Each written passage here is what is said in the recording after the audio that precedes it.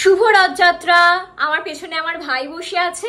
তো আজকে হচ্ছে সোজা রথ, আর এখন আমি যাচ্ছি টাউন ক্লাবের মাঠে, কারণ টাউন ক্লাবের মাঠে রথের মেলা বসেছে এবং রথও এসেছে সেই জন্য। আর ব্যাপারটা হচ্ছে যে আমি যে আজকে আউটফিটটা পরেছি সেই আউটফিটটা আমার প্রায় 6 বছর পুরনো আউটফিট।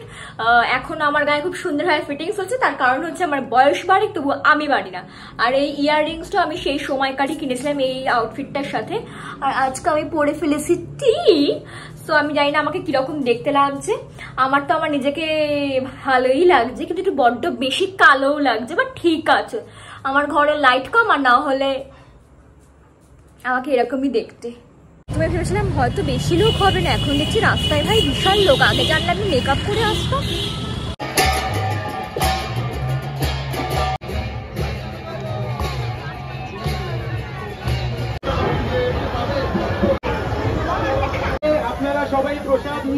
আজকে আমার মাথায় প্রপার শান্তির জল পড়ছে। আমি এত সামনে ছিলাম, আমার মাথাটাই ফেলেছে। এত অশান্তি করে বেড়াই, ভালো হয়েছে। আমি এইটা নিলাম আমার থোবড়াটাকে থাবড়ানোর জন্য। আমার মা এখন সব 10-এর কাপগুলো নিচ্ছে, তার কারণ একটাই, কারণ আমার মা জানে যে আমার মায়ের হাত থেকে কাপগুলো ভেঙে যায়।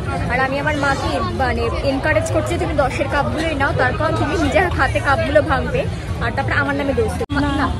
আমাদের মেলা ঘোরা হয়ে গেছে, এখন আমরা যাচ্ছি বাড়িতে। আর ওখানে অনেক বড় একটা ভোগের লাইন ছিল, ঠিক আছে। তো অতক্ষণ দাঁড়িয়ে মানে থাকাটা সম্ভব ছিল না, সেই জন্য আমরা চলে এলাম। আমরা ঠিক করেছি যে উল্টো রথের দিন আসবে, এসে ব্লগ পুরো বাদ দিয়ে শুধুমাত্র ইয়েই করবো, কি বলে, ভোগের লাইন দাঁড়িয়ে ভোগ খাবো। আর মেলা আমরা সেরকম ঘুরলাম না, কারণ মেলা থেকে আমাদের কেনার মতো কিছুই নেই। তাও আমি একটা ক্লিপ কিনেছি, দিস ওয়ান, অ্যান্ড আর একটা কাটা টাইপসের কিনেছি। আর মা তো দেখলেই কাপ কিনেছে, আর কিছু আমরা কিনি। তো আমাদের মেলা থেকে কেনার মতো এমন কিছু ছিল না, তো কিছু খেলামও না।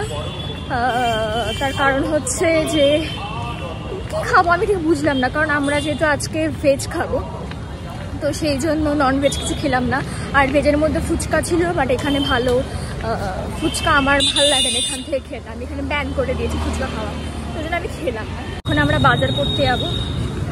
আমাদের ঘুরু মানে একসাথে অনেকগুলো কাজ কমপ্লিট করা। আমরা এখন যাচ্ছি বাজার করতে। এখন আমি বাড়ি চলে এসেছি, আর আমার ভাই খুব খুশি হয়েছে আমাকে দেখে, বুঝেছো তো। কারণ ওকে নিয়ে যাই না, ওর একটু হিংসাও লাগে, তো এখন খুব খুশি হয়েছে। আমরা এসেছি, ভীষণ খুশি হয়েছে। কিডো আসবে না। আজকের মধ্যে ভিডিওটা এখানেই। তোমাদের যদি ভালো লাগে তাহলে তোমরা লাইক করো, কমেন্ট করো, তারপর আর কি জানি সব করতে সেই সব করো। আমি তো পুরো ব্লগারদের মতো কথাবার্তা বলতে শুরু করে দিয়েছি। যাই হোক, টাটা।